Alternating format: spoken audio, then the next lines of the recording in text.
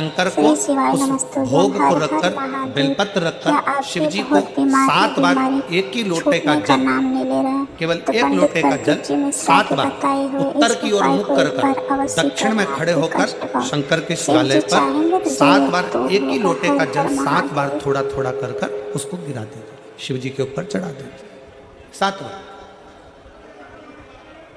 बाद में जो प्रसाद पर आपने बेलपत्र रखी है उसी बेलपत्री को उठाकर शंकर के शिवलिंग पर चढ़ा दीजिए। बाबा को प्रणाम करिए, बाबा मेरे शरीर का रोग समाप्त नहीं हो रहा, गोलियां खा रही हूँ, दवाई खा रही हूँ, कुंदकेश्वर महादेव का नाम लेकर दवाइयाँ ले रही हूँ, पर कभी घुटना, कभी कमर, कभी आँख, कभी थायराइड, कभी कुछ, कभी बीपी, कभी शुगर, कुछ ना कुछ चल ही रहा है। बाबा अब आपको संभालना, किसी भी दिन पिपलेश्वर महादेव का नाम लेकर वो चढ़ी हुई बेलपत्री लिया, प्रसाद लिया, घर पर आने पर जैसे ही घर के अंदर प्रवेश करो सबसे पहले बेलपत्री को चबा चबा कर खा लो। फिर वो जो प्रसाद है उस प्रसाद को 7 गांठ से थोड़ी थोड़ी देर में 7 बार में उसको खा लेना। बाबा देवाधिदेव महादेव का नाम लेकर, पिपलेश्वर महादेव देव का नाम लेकर प्रणाम कर कर जल का आचमन, हाथ की हथेली में जल लेकर 7 बार आचमन कर लीजिए और शिव का, पिपलेश्वर महादेव का नाम ले लीजिए।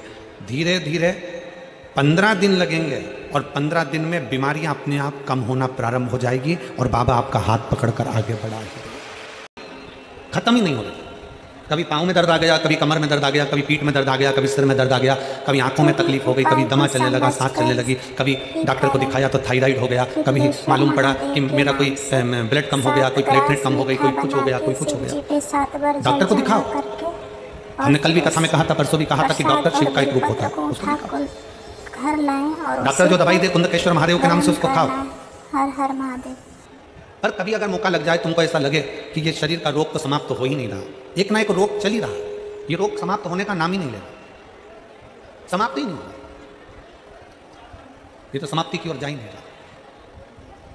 फिर पिपलेश्वर महादेव का नाम लेकर,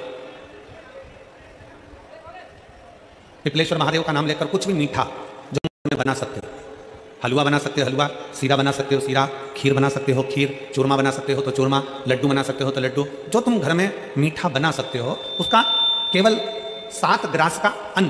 कितने ग्रास? जम के बोलो जरा। 7 ग्रास। 7 ग्रास मतलब 7 कोर, 7 ग्रास का अन्न एक पात्र में ले लो और पिपलेश्वर महादेव का नाम लेकर किसी भी शिवालय में, शंकर के मंदिर में जाकर एक बेल